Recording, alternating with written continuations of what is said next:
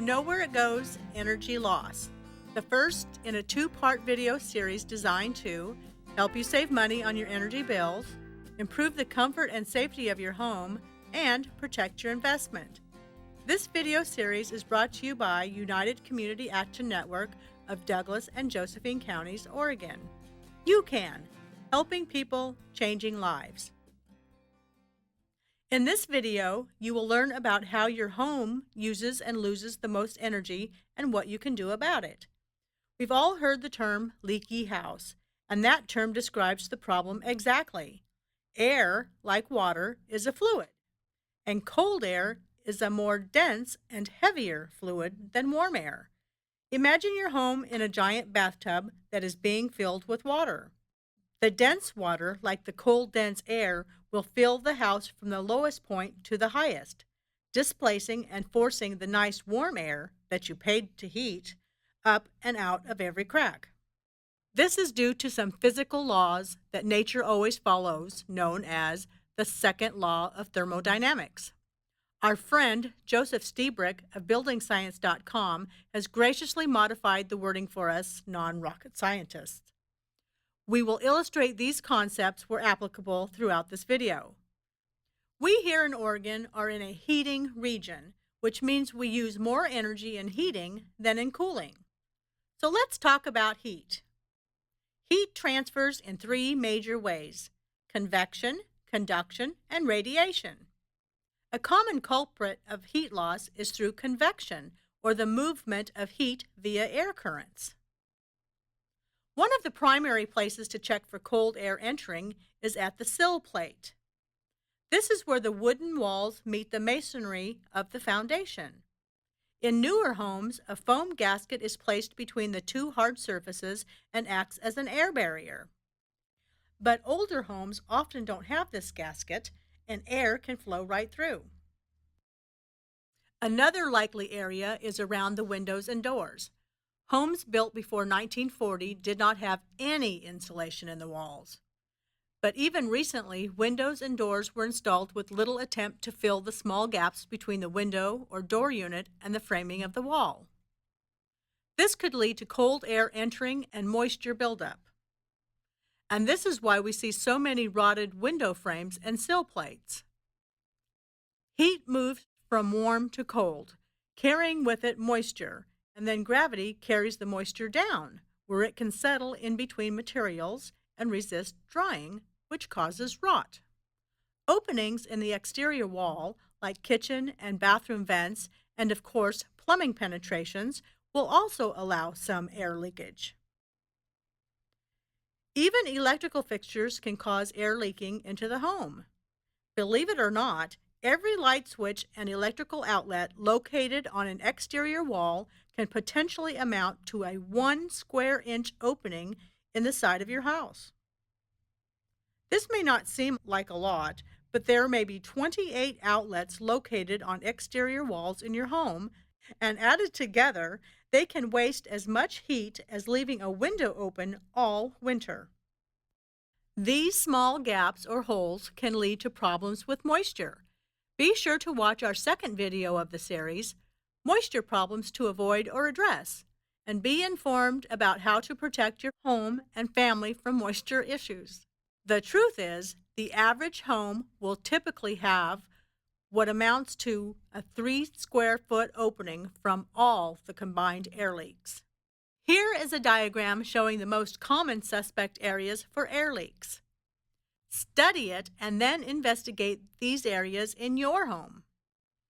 All of these cracks and gaps in the lower part of the structure combined with those in the upper part of the structure lead to what is known as the stack effect. The stack effect looks like this. Cold, dense air is like a bully, and your heated air is like a scrawny new kid sitting in the bully's favorite seat on the bus. The cold, bully air moves in and displaces the light, warm air, forcing it up and out any openings. It is important to know how much air exchange is happening in your home and to detect where the air leaks are. For this reason, it is recommended that you have a home energy audit done by a professional. A home energy auditor will perform a blower door test to gauge the leakiness of the home, combustion testing to determine the efficiency of the heating system, carbon monoxide testing, duct blaster testing to see if the ducts are leaking, and infrared imaging, which can spot areas of concern for either air leaks or water problems that may be hidden by building materials. Once completed, you will receive a detailed report covering issues found and recommended actions. Call to see if this service is offered to households in your area. While you can feel the cold draft of air entering the building, you can't feel where the warm air leaves the house. Some of these leaks would remain hidden unless you take apart moldings and jambs.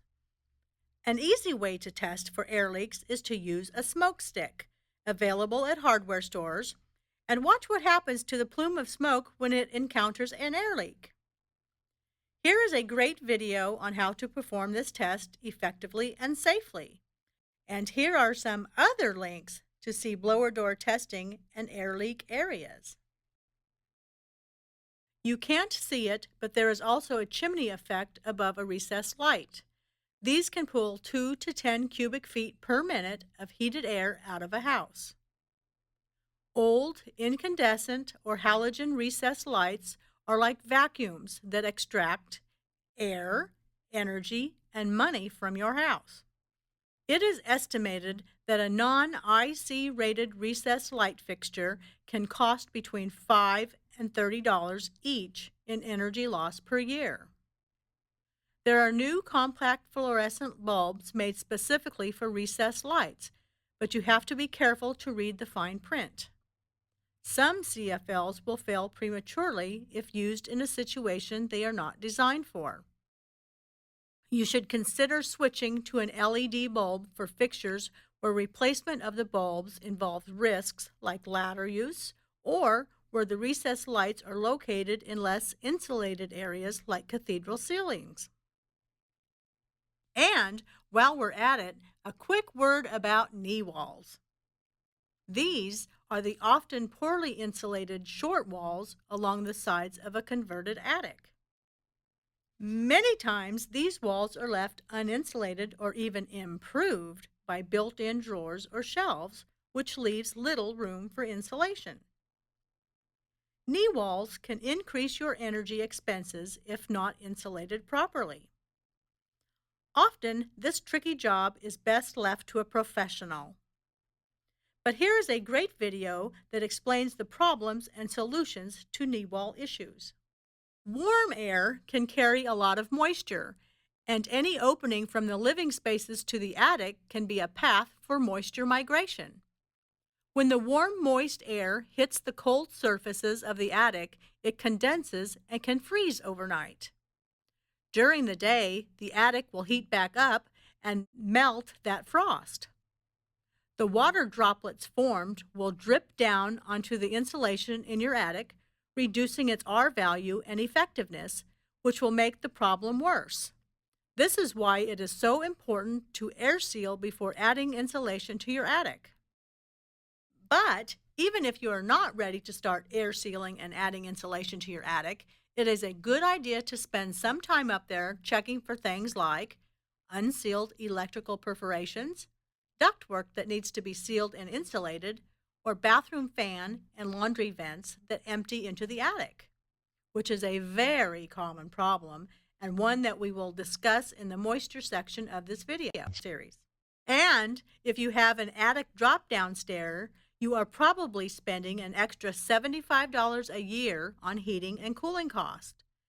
Consider buying or making one of these and seal it to the attic floor or framing with spray foam. In just over 1 year, it will have paid for itself, and it will save you $75 every year from then on. Here are 2 links to great DIY videos for building an insulated hatch cover. If you don't have drop-down stairs but have attic access, you can make an insulated attic hatch door. Here's the DIY link for that. Most homes have inadequate amounts of insulation in the attic. R19 is quite common. but leading experts agree that an R value of 60 is always best.